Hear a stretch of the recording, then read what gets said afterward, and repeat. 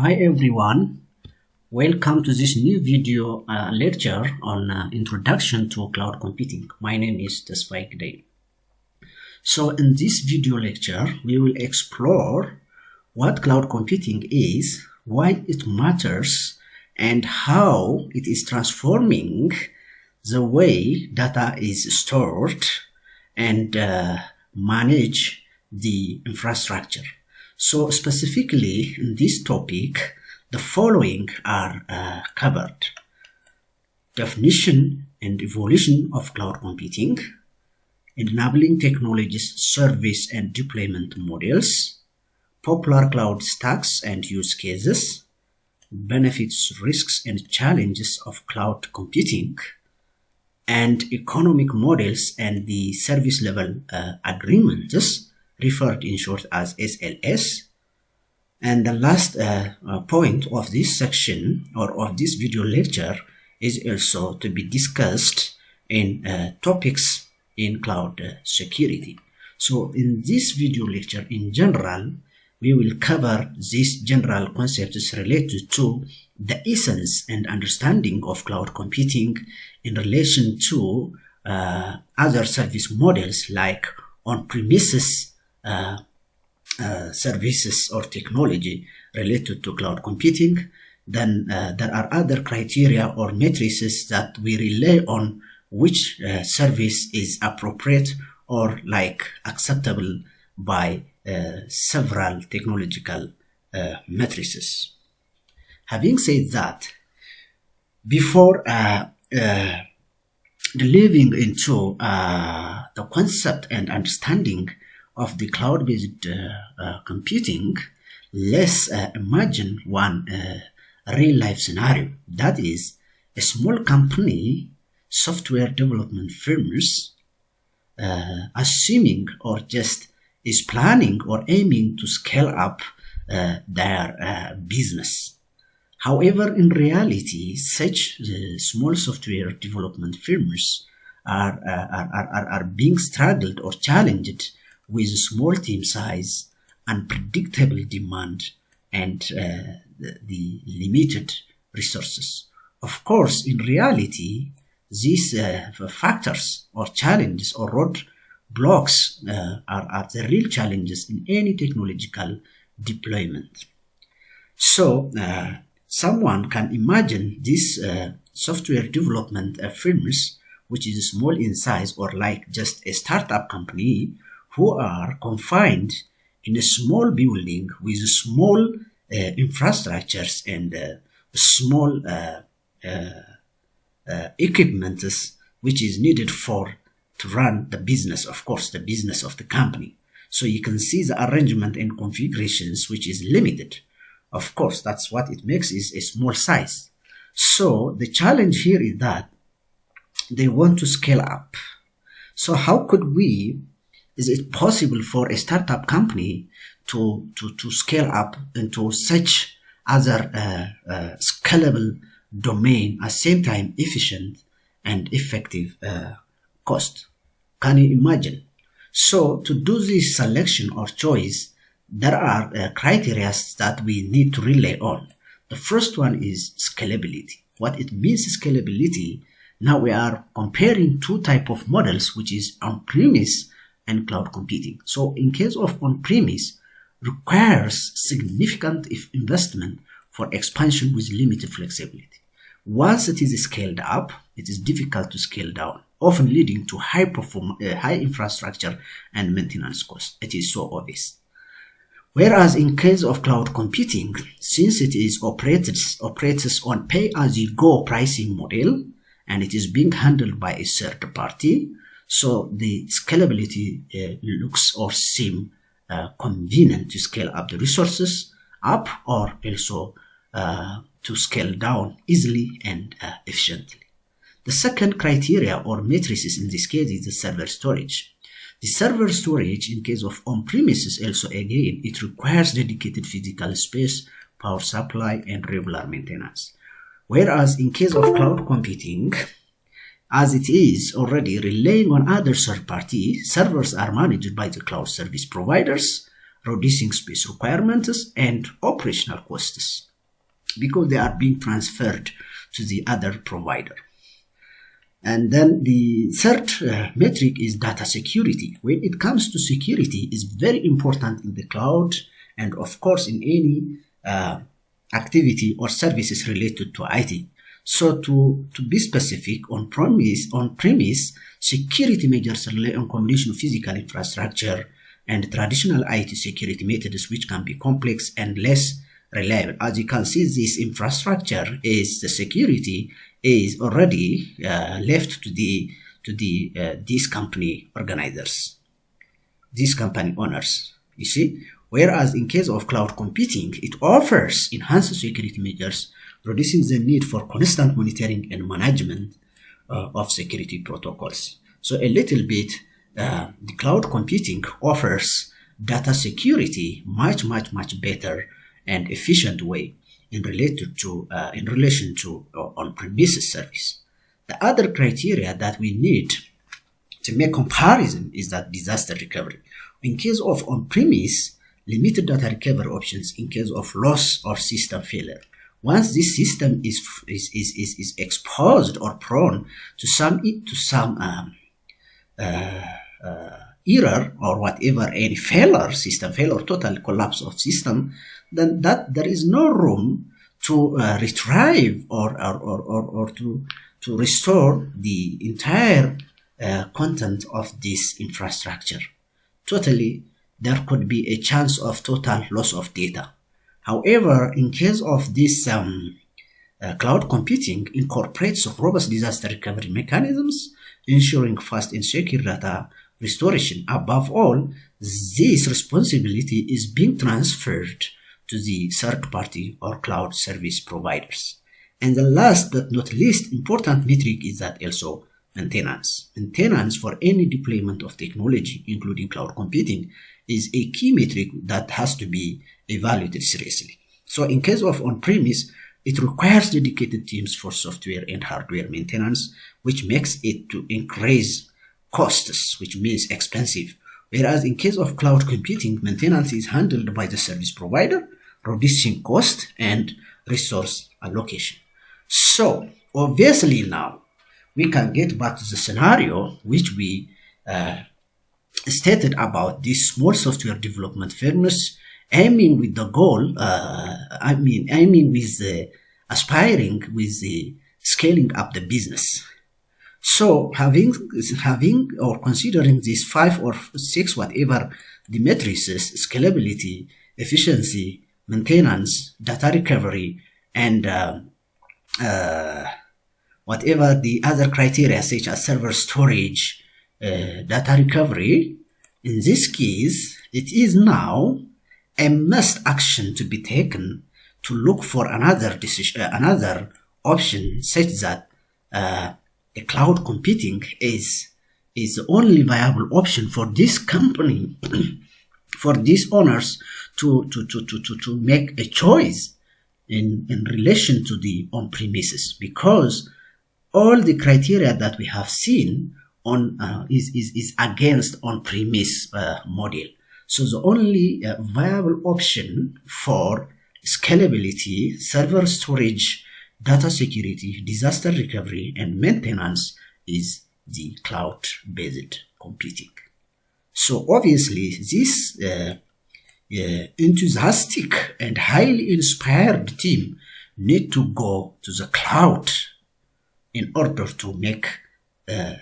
to scale up their business in a different dimension. Nice. Now we can come back to the definition and evolution of cloud computing. One can define now, based on these two models that we made comparison, the definition is easy now. We can recoin or reframe our own definition. So obviously, in the literature, there are two major perspectives regarding the cloud computing from now at STC. So this cloud computing, according to the NIST, National Institute and Standard Technology, it is defining as the delivery of computing services just delivery of competing services. So these competing resources, of course, they are competing services at the same time. That is about delivering. That means the servers, the storage, applications, network, and other things in general, where the client is trying to utilize services from the cloud using the internet.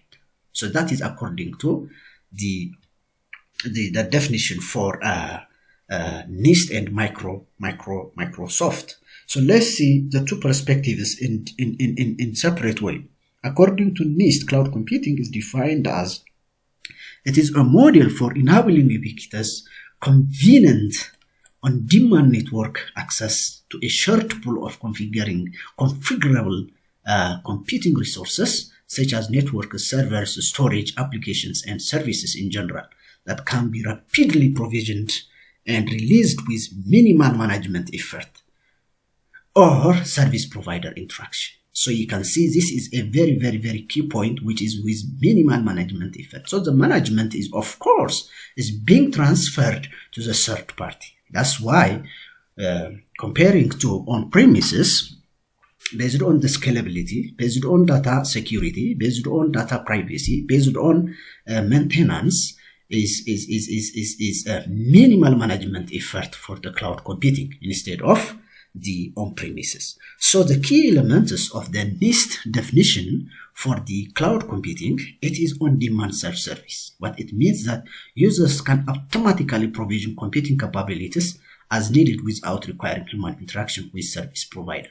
So it is up to the demand, just on-demand service, self-service. So there is no as such interaction between the user and the service provider. It is there on the cloud that you can set, and the service provider also release and also scale up and also scale down based on the self-service or on-demand self-service of the user request. The second very critical feature is broad network access, meaning this cloud computing is realizable or realized services are available over the network and accessed through the standard mechanisms. That means such as different network devices such as smartphones, tablets, laptops, and desktops, whatever network devices including IoT, it can be accessed through the broad network access. So that means we only need the internet, the cloud, to access these cloud computing services. So in such a way you can realize the service. The third and very important is resource pooling. You can understand what pooling means. Computing resources are being pooled to serve multiple users with resources dynamically assigned and reassigned according to demand. In this case, it is just dynamically resources can be being pooled to serve multiple users at a time. That is a big offer of these computing cloud computing service providers, the big offer to the users or to the client side. So the first one is rapid elasticity. What it means that resources can be quickly and elastically provisioned to scale out and rapidly released to scale in order to meet changing demands. So as you know that the demand or the requirements from the user are not mainly static. It could be dynamic. At some point they can scale up their interest or they can order, and at the same time they can also withdraw from the services. They want to remove it. So in this case, the cloud computing has a key feature such as rapid elasticity. That means that resources can be quickly and elastically provisioned to scale out and rapidly released to scale in. The last and very critical point, major service. What it means, major service, as its term is very clear, resource usage is monitored, controlled, and reported, providing transparency for both provider and consumer. So that means major service means how many gigabytes are being used, how many storages are being allocated, how many storages are being are utilized, and how many memories are being unused or just free space are available. So it is obviously online. It can be measured anytime you log into the system, just without interaction with the service provider. That is a good offer from the cloud computing. So this is all about the NIST perspective on cloud computing. Whereas the Microsoft service, the Microsoft perspective on cloud computing is obviously they describe in different tone. Like Microsoft defines cloud computing in a way that emphasizes the delivery of IT resources and services over the internet. Their definition can be summarized as follows. That means from the Microsoft perspective. So cloud computing is the delivery of computing resources such as servers, storage, databases, networking, software, analytics, and intelligence over the internet. That means the cloud in a pay-as-you-go basis. In essence, they are the same, but when you see the key aspects of Microsoft, it is more on the service-centered approach. That one is on the model aspect. That means service delivery, cloud computing delivery in a wide array of IT services remotely, allowing organizations to access and use those services without managing the underlying physical infrastructure. And the second one, it is pay-as-you-go pricing model. That means the cloud computing service from the Microsoft perspective is that it is just pay-as-you-use or pay-as-you-go model. That means consumers pay for the resources they use, which can lead to cost savings and more efficient resource utilization. And the third one, scalability and flexibility, meaning cloud services can scale up or down quickly to meet demand, enabling business to be more agile and responsive. Focus on innovation, meaning by offloading infrastructure management to cloud providers, organizations can focus more on developing applications, driving innovation, and enhancing business processes. And the other one, global reach, means cloud services offer the ability to deploy applications and services globally, reaching users wherever they are. So what is the summary? The two popular views on cloud computing, NIST and Microsoft, we can make a summary as follows. That means NIST emphasizes a model with key characteristics like on demand self-service, broad network access, resource pooling, rapid elasticity, major service. It also categorizes cloud computing into various service and deployment model. Actually, cloud computing is divided into service model and deployment model according to NIST.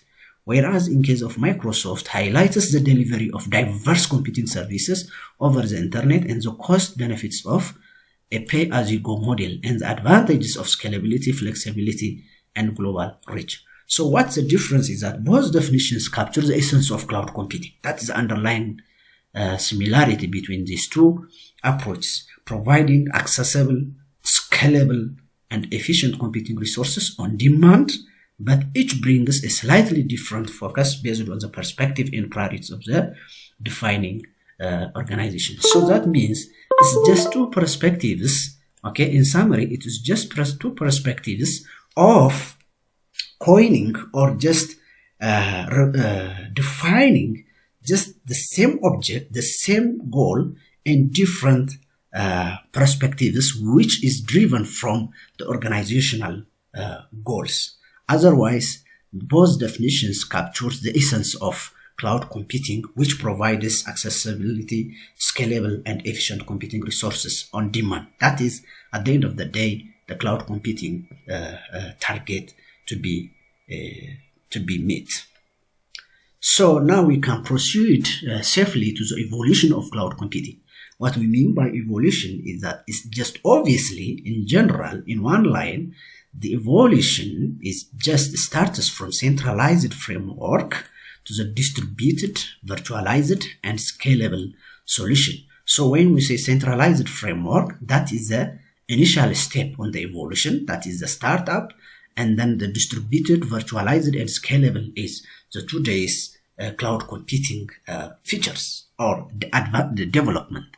So driven by the need of cost-effective, just we have seen it on the comparison, agile, and on-demand IT infrastructure. So this evolution of cloud computing. As you can see, it starts from the mainframe or timeshare computing, and then it evolves slowly to the cluster computing, grid computing, virtualization, and then web, and then service orientation, utility computing, and then cloud computing. So in this cloud computing, we are just witnessing the fact that we have it supports distributed system, virtualization, and other scalable solutions, the today's cloud computing.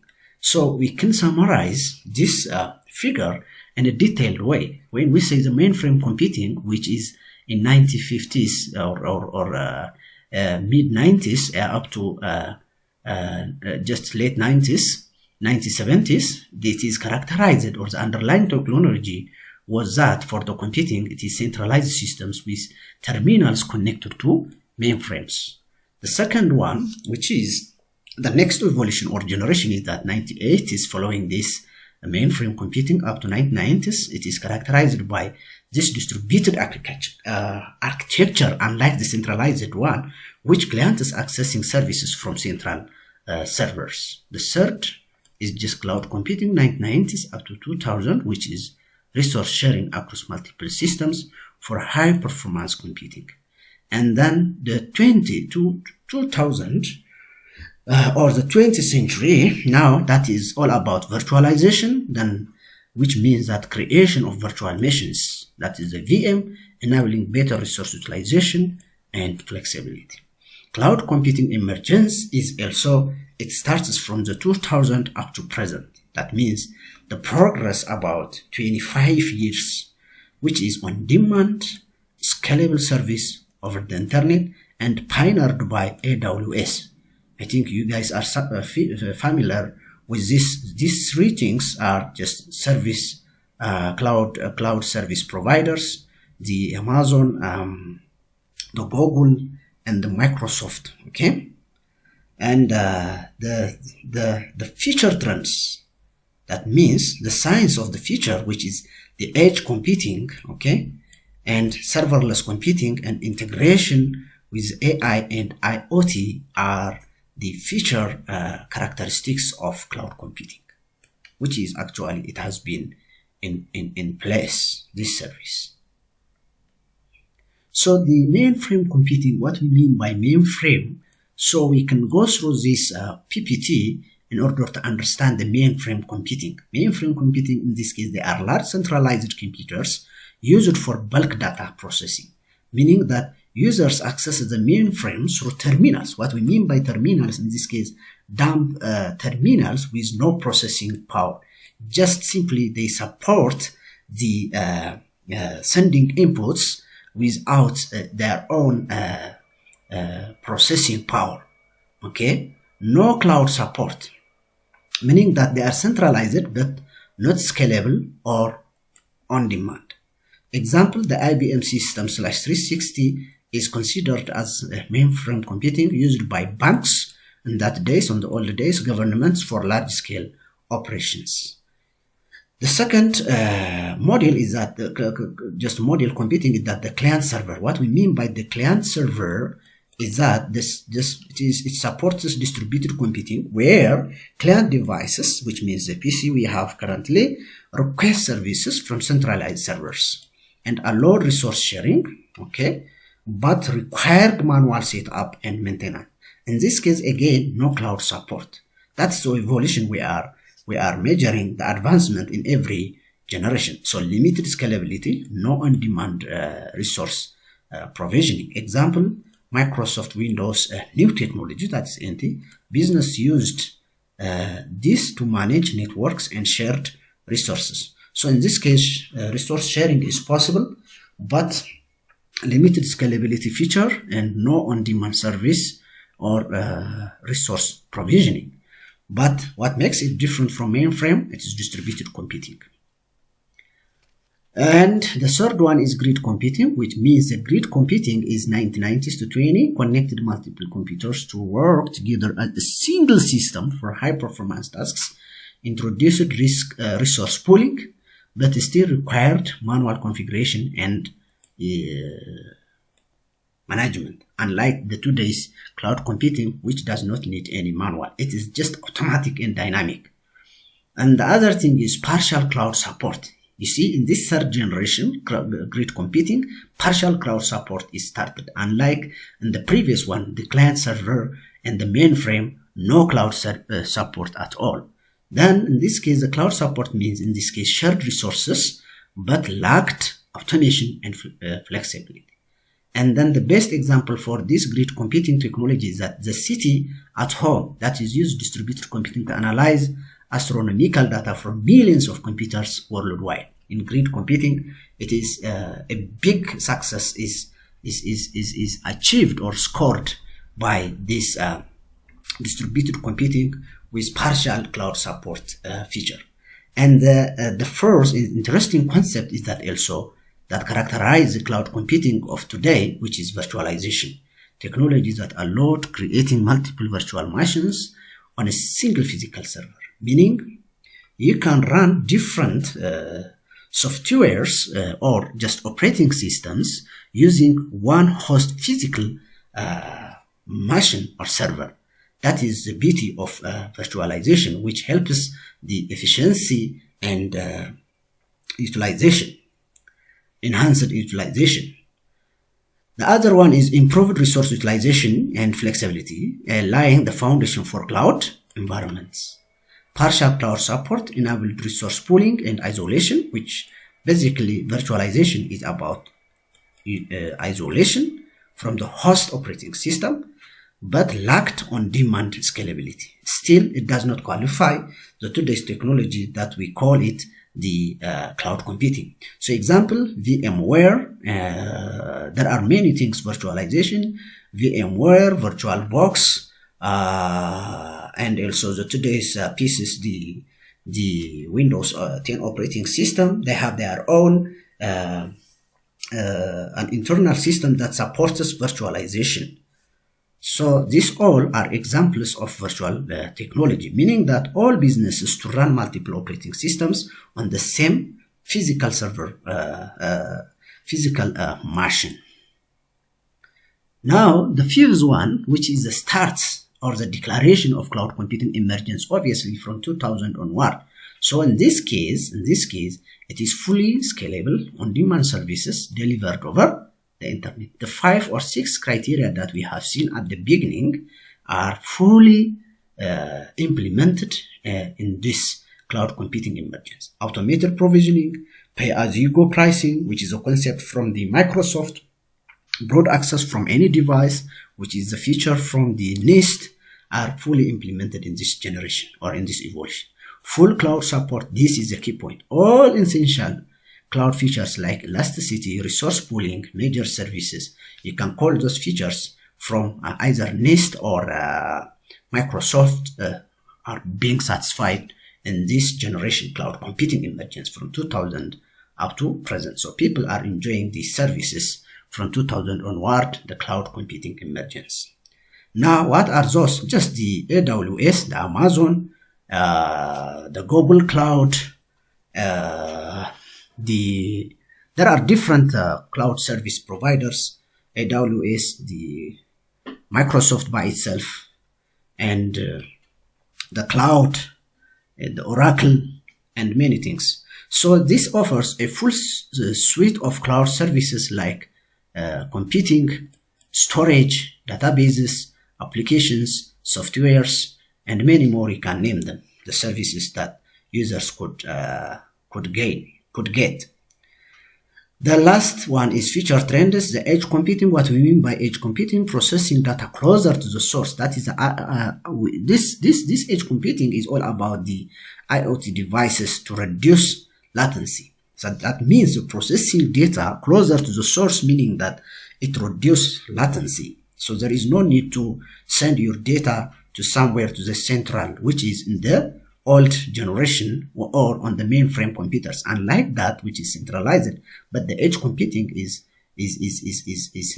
has come up with new feature of processing data closer to the source to reduce latency. That is a key point of edge computing. And the other one, which is that characterized future trends of cloud computing, that is serverless computing. What we mean by serverless computing? Running code without managing servers. Then AI and IoT integration to our cloud services to do some basic analytics and some other detailed analysis, modeling, and predictive analysis is nowadays possible using the cloud service providers. Cloud services optimized for machine learning and smart devices. You can make decision, AI, and other things. So examples for this: AWS Greengrass or Edge, AWS Lambda, that is a serverless, and Google Cloud AI, which is AI integration and machine learning, are possible to be utilized. And this all packaged together characterizes the future trends of cloud computing. So what are the takeaway of this discussion that we had through? In short, the mainframe and client server, no direct support, no direct cloud support, but foundational for distributed computing. Obviously, especially the client server supports the distributed computing concept. So together, the mainframe and client server are foundational for distributed computing. Not only for distributed computing, obviously the evolution, the advancement is just piece by piece, one layer up on the other. So they are foundation for today's advancement. The second one is grid computing and virtualization, which is a typical characteristics of nowadays, especially virtualization, partial support, Then they introduce that partial support means partial cloud support.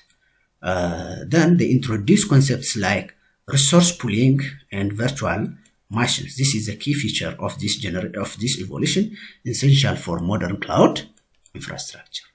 The last one is just cloud computing, the science of the day, with all features. What are those features that we have mentioned in the introduction, just like the broad network access, scalability, maintenance, data recovery, and other things are fully emerged from 2000 onward, including virtualization and other things, resource pooling.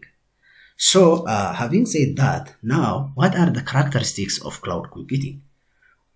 Obviously, now the cloud computing characteristics is one, on-demand self-service. What it means that users can provision computing resources automatically without human intervention. So that means that's why on-demand self-service. That means there is no need intervention from the service provider. Just the user can create its own account and just get the access that they demand, either storage or blocks or containers or databases or applications, whatever services they need. Do they need infrastructure as a service, software as a service, or whatever, platform as a service, or serverless service, whatever, then they can do by their own. So that is what on-demand self-service.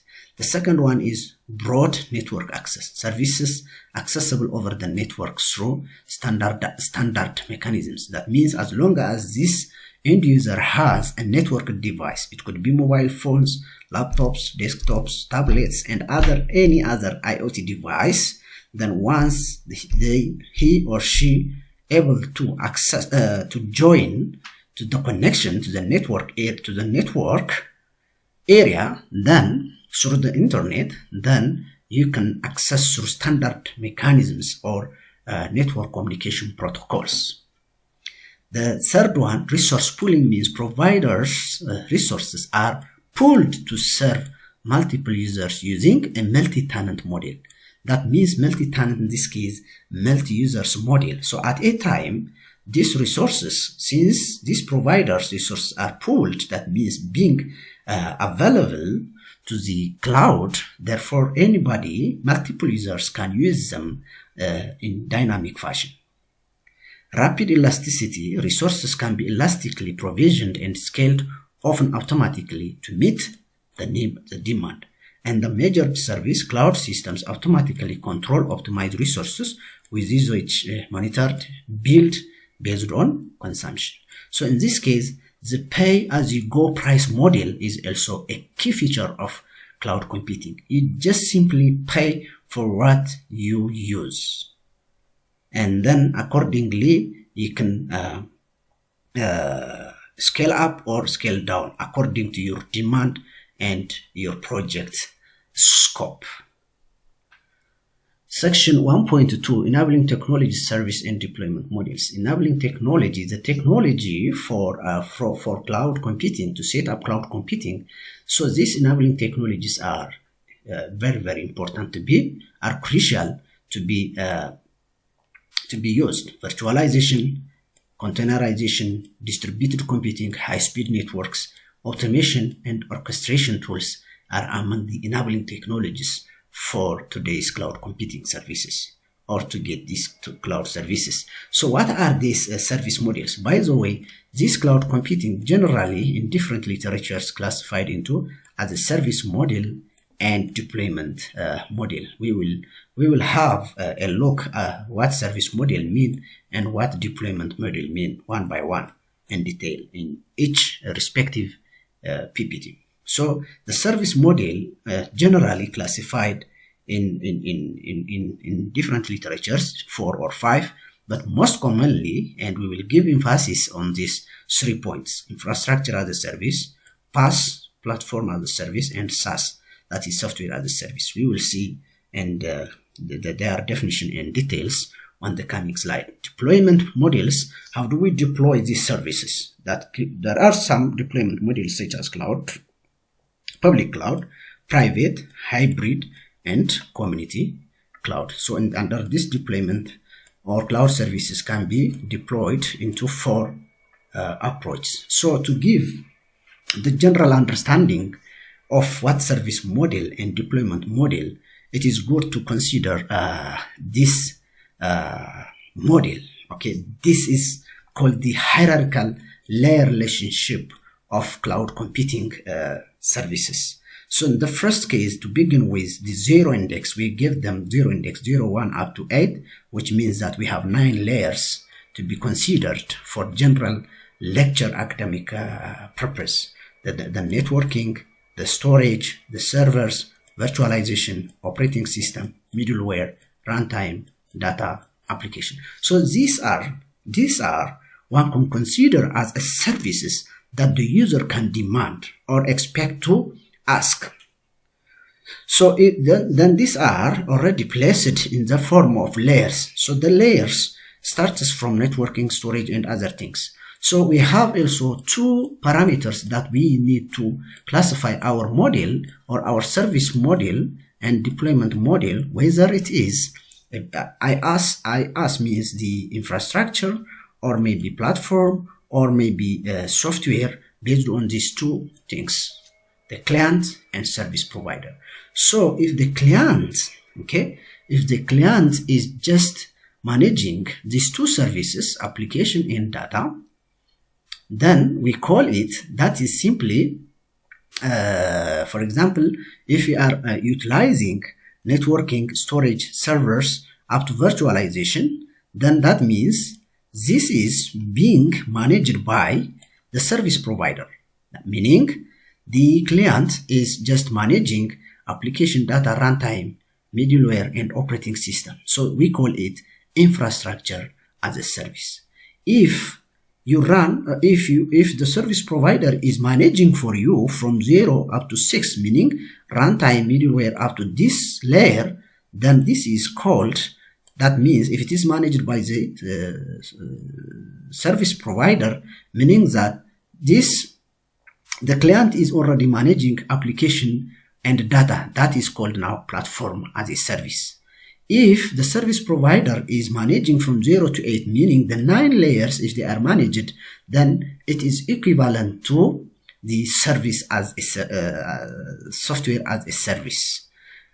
That means the client has remained with no layer to manage. That means it is being managed by the service provider. For example, there are end product softwares, applications that you install then everything is being is managed by the service provider. So in that case, that is called service as a software as a service. So the platform just simply, if the client is managing application and data, then that is platform as a service. If the service provider is managing from 0 to 3, that means the networking, storage, and service virtualization. On the other hand, that means the client is managing application data plus runtime, middleware, and operating system. Then that is called infrastructure as a service.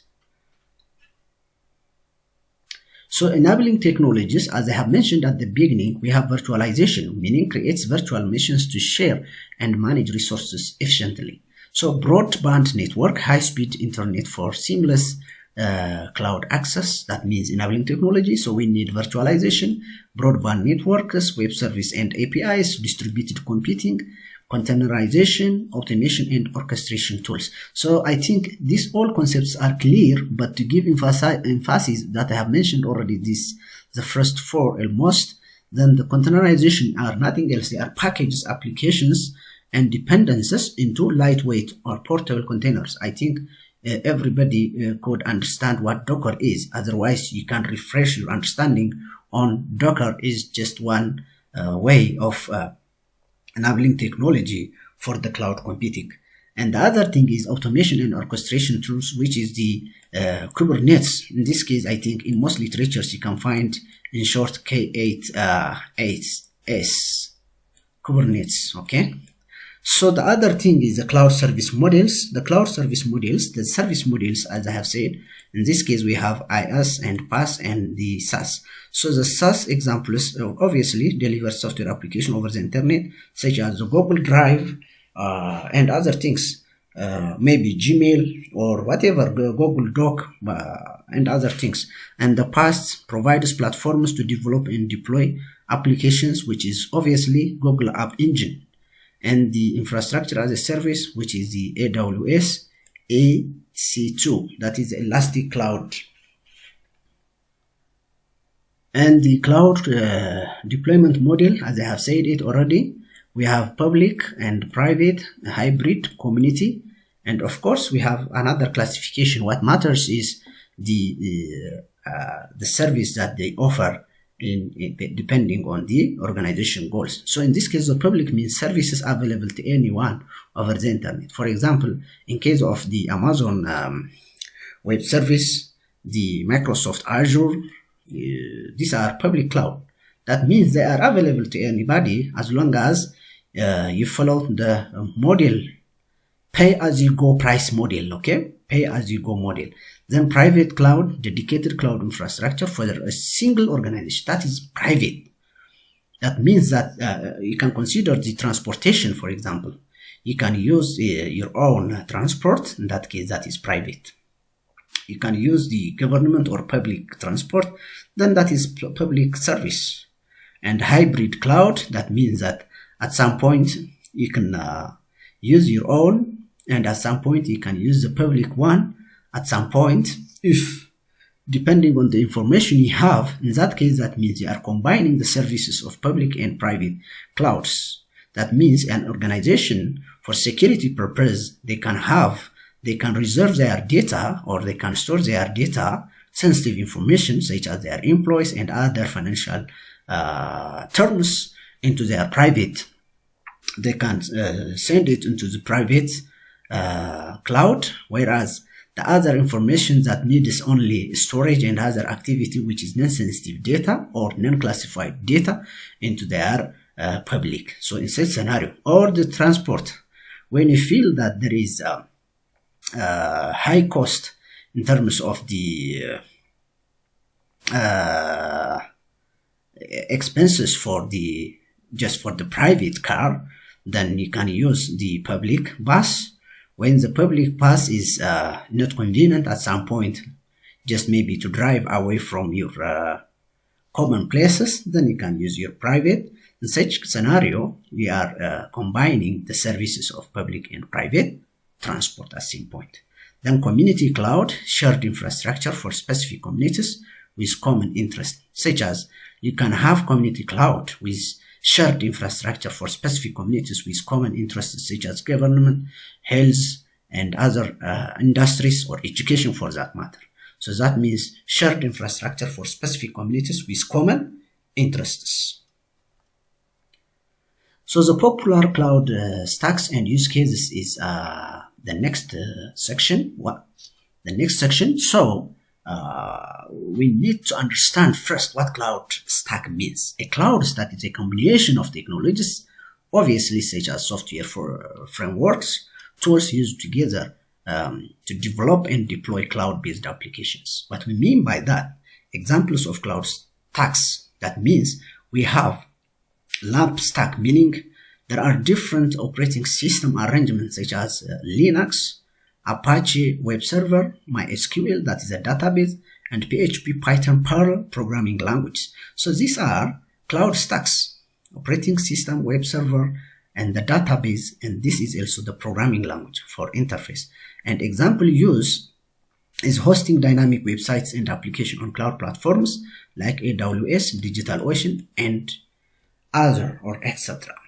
So that means this is one way of the stack. And mean stack means such as Mongo database, Express.js, back for scalable applications. So the popular cloud providers, AWS, Microsoft Azure, Google Cloud Platform, IBM Cloud.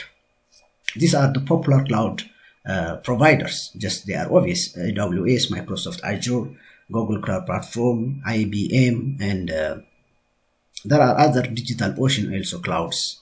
Cloud stack, the stack that we have mentioned for the different arrangement of the operating systems such as Linux, Apache, and other things. The Python and the mean, other integrated service stacks. Use cases like scalable web hosting and application deployment, big data analytics and storage, disaster recovery and backup solutions, and IoT and edge computing are the use cases.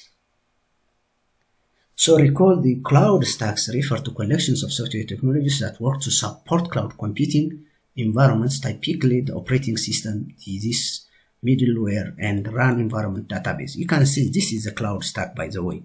The arrangement from the network, this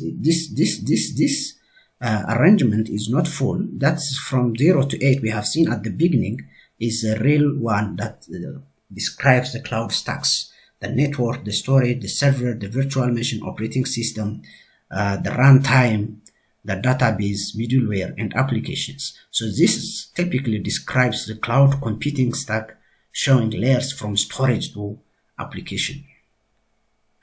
So the benefits and risks and the challenges of what cloud computing. The benefits are obviously cost efficiency, lower capital expenditure, scalability, rapid resource provisioning, flexibility and agility, quick deployment, and global reach. We have said a lot on these points. The risks are obviously, even in the cloud computing, despite it has advanced security features, still data security and privacy are our concern in today's technology, even in cloud computing services. Regulatory and compliance issues are also are risks depending on the organizational interest and goals. The challenges are managing multi-cloud environments, vendor lock-in and interoperability. If you use different, for example, those who use hybrid, then they could be being challenged with the compatibility, and at some point this vendor could be locked in, and then you may be challenged as a user if this vendor locking in scenario has been initiated. And the last one is maintaining performance and reliability is also a big challenge of today's technology. So the section 1.5 economic models and the service level agreements, that is the SLAs. So the economic models in this cloud computing is generally obviously known pay as you go option. We have that means only pay for the resources you use. That's obviously fair enough.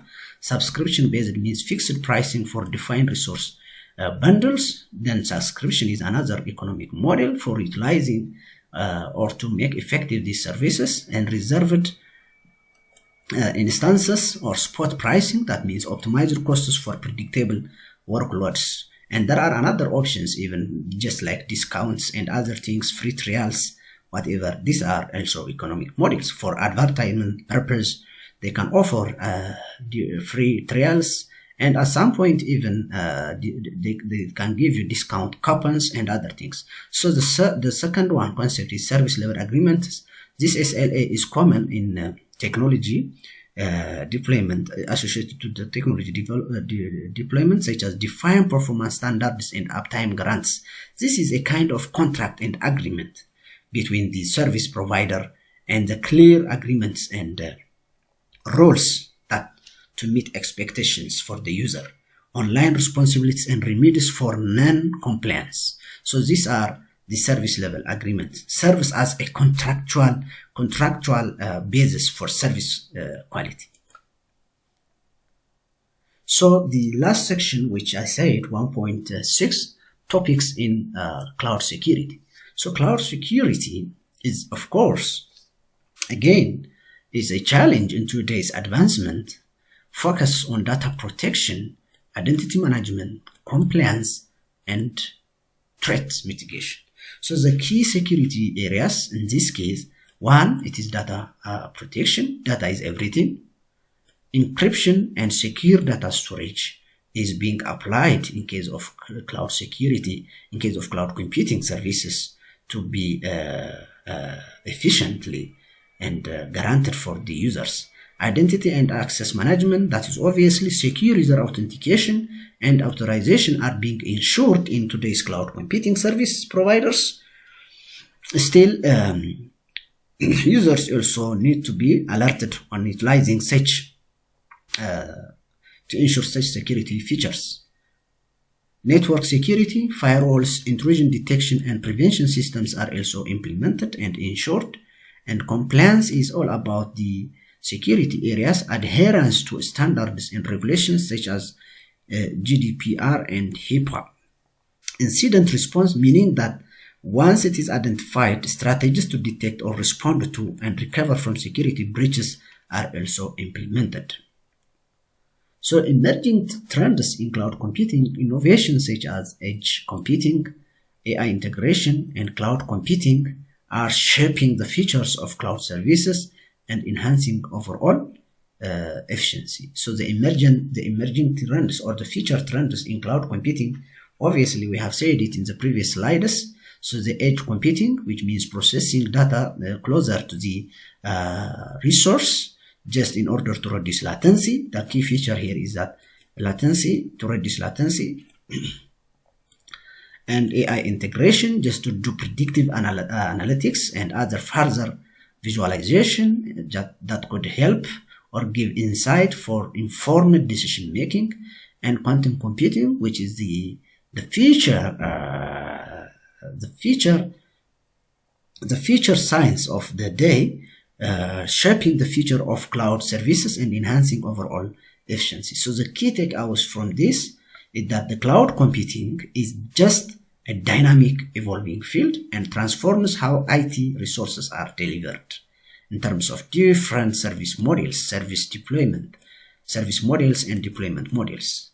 So core aspects, it is on-demand resource provisioning and cost-effective scalability, and a variety of service and deployment models to meet different needs. These are what the service providers are offering us as a user with different service modality and deployment models. Critical considerations in security, compliance, and performance, still some critical or core aspects to be considered even in today's cloud computing service providers. Understanding those elements is essential for leveraging cloud technologies effectively. Security and compliance and management remain pivotal challenges, as we have mentioned in the previous slide. Thank you.